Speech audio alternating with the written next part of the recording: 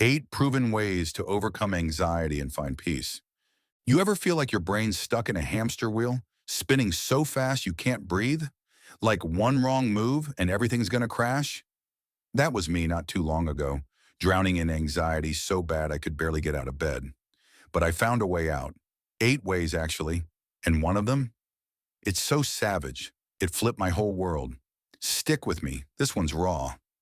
Hey, you're probably cruising down some back road, maybe scrubbing dishes, or just kicking back with a drink.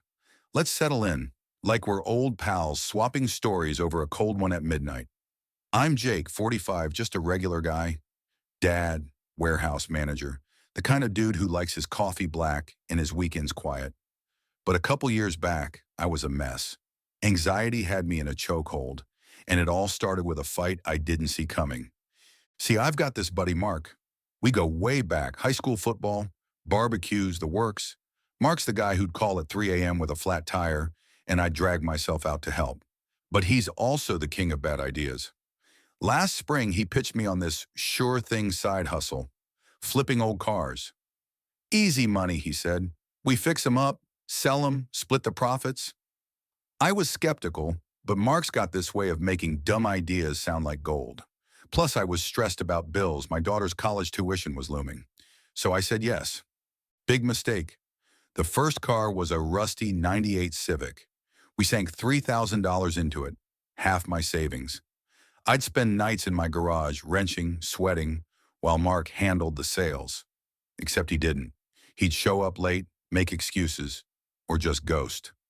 My anxiety was already bad. Work was a pressure cooker. My wife was worried about our budget.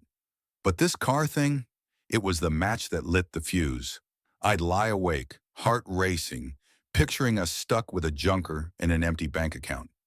Every text from Mark spiked my blood pressure. Relax, man, he'd say. It'll sell. Yeah, right. Then came the breaking point. I was at work, already frazzled from a chewed out by my boss, when Mark called. Good news, got a buyer. I perked up, thinking we were finally in the clear. They're offering $2,500, he said. I froze. We'd put in $3,000, not counting my blood and sweat. That's a loss, I said. Mark laughed it off. Take it, man. We'll make it back on the next one. Something snapped. I could have yelled, cussed him out, told him where to shove his next one. But I didn't. I just said, no, we're done. Hung up. And that was it. Here's where it gets savage. I didn't just walk away from the deal. I took the car, a beat-up Civic I'd poured my soul into, and fixed it myself. Not for Mark, not for some lowball buyer. For me. I spent weekends polishing it, tweaking the engine, even repainting it a slick midnight blue. My anxiety was still there, clawing at me, but every turn of the wrench felt like taking back control. When I was done, that car gleamed. I sold it myself for $4,500. Profit, not loss. Mark, he got nothing. Not a dime, not a word from me. I didn't need to explain. My actions did the talking. That moment, saying no, taking charge, cracked something open. I realized my anxiety wasn't just about the car or Mark. It was about me saying yes to things that broke me.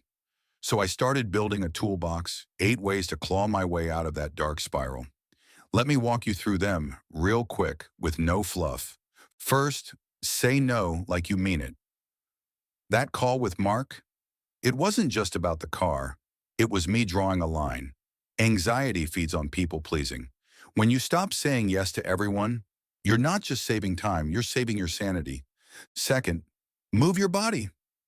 I started jogging, nothing fancy, just 20 minutes around the block. Sounds basic, but it's like hitting reset on your brain. My heart stopped racing at night. Science backs this. Exercise burns off cortisol, the stress hormone. Third, write it down. I'd scribble my worries in a cheap notebook. Bills, work, that car. Getting it out of my head made it less scary. It's like defanging a snake. Studies show journaling cuts anxiety by up to 20%. Fourth, breathe slow. I learned this trick. Inhale for 4, hold for 4, exhale for 8. Did it in my car before work. It's not yoga nonsense. It's biology. Slow breathing tells your nervous system, chill. Fifth, cut the noise. I stopped scrolling X at night. All those posts, politics, doom, noise, were winding me up. Unfollow, mute, whatever. Your brain doesn't need the extra static. Sixth, own your wins.